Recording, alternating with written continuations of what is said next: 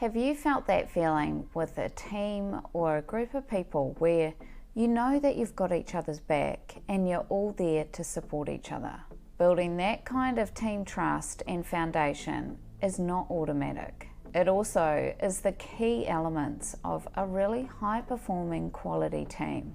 So if you are a leader, a manager, or someone who really wants to improve on team dynamics and how you support each other, it all starts with trust. Let's face it, without trust, even the most talented individuals in a team will really struggle. And as a leader, you are the cornerstone of building this trust. First up is the foundation, which is around consistency. Your team needs to know what to expect from you, which means being consistent in how you show up every day and your actions, your communication, and your expectations. If you are unpredictable, that will erode trust really quickly. You don't want to be someone that everyone is guessing what kind of mood or reaction that they're going to get from you on any given day. I think we can all think of some, perhaps even famous leaders, who maybe have a bit of this trait.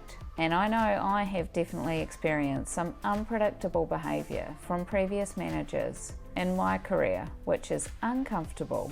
And I don't have a lasting memory that I particularly trusted those leaders.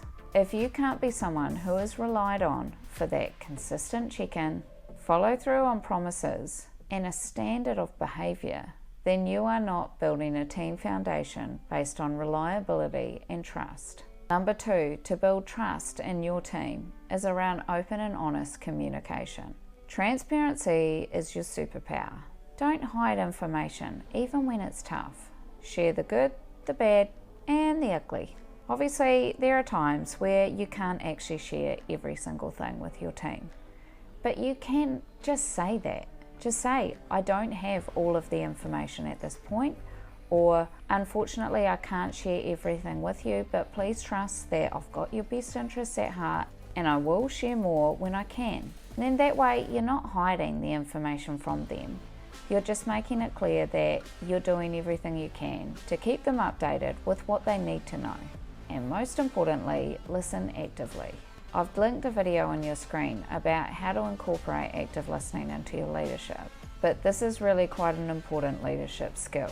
You'll be surprised what you can pick up by active listening and how much easier you can connect and build relationships with those around you. Encourage your team to share their thoughts and feelings without fear of judgment. This is about creating a safe space where everyone can feel heard. It isn't just about talking. This is the two-way communication that active listening requires. And if you're getting something from this communication from me, I would love it if you could like or subscribe to really show me that you are liking what you're hearing. Point 3 to build trust is to empower. Trust your team to do their jobs. Micromanaging shows a lack of trust and stifles growth. It's really important that you can give your team the autonomy to let them do their jobs without feeling like you're watching over them. If you have ever experienced micromanagement, then you will know how it almost creates this feeling of a loss of power. I have to catch myself, even just this morning, when my 7-year-old wanted to butter their own toast, and I was trying to tell them that they needed to do it a certain way because if they waited any longer, the toast would go cold and the butter wouldn't melt and then it would be yuck. And then I had to realize that actually maybe she just likes it that way. And just because I like it when the butter's melted, like surely most people, that doesn't mean that she has to. And I just need to let go and let her do it herself.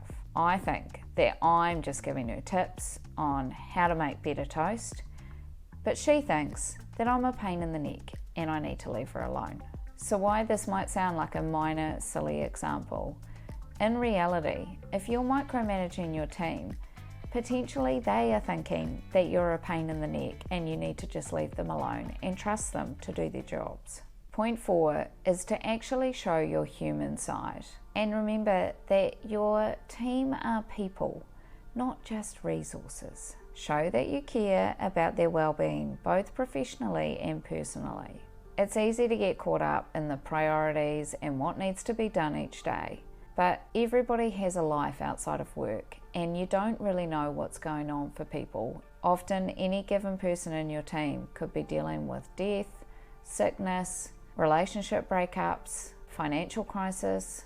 There are so many things, and you have to keep that in the back of your mind when you're seeing things as a leader, because sometimes you see behavior or actions and your first thought is, what are you doing? This is ridiculous. You know this isn't the right thing to do. But it's really important to start the conversation with, is everything all right with you? Because I've seen something that I don't normally expect to see from you. And that way you know that you're going to get from them perhaps a backstory that could explain behavior in unexpected situations. You're not just going straight for the jugular. This is important because it shows your team that you care about them, and then they're more likely to come to you when there are things happening before you see unexplained behavior. And there's lots of research about people feeling more connected and productive in the work that they do if they feel that people at work actually care about them as individuals and not resources. And as their manager, that trusting relationship that you're building with them is a very key part of this. Finally, number 5 is to lead by example. We've all heard it, your actions speak louder than words. If you want your team to be trustworthy, you need to be trustworthy yourself. This means also owning your mistakes too.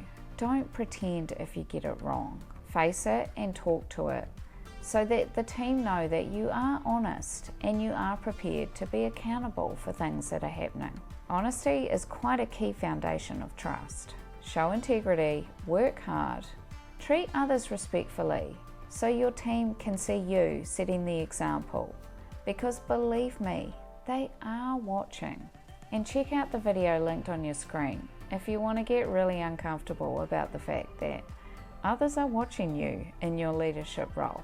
And thanks very much for watching me.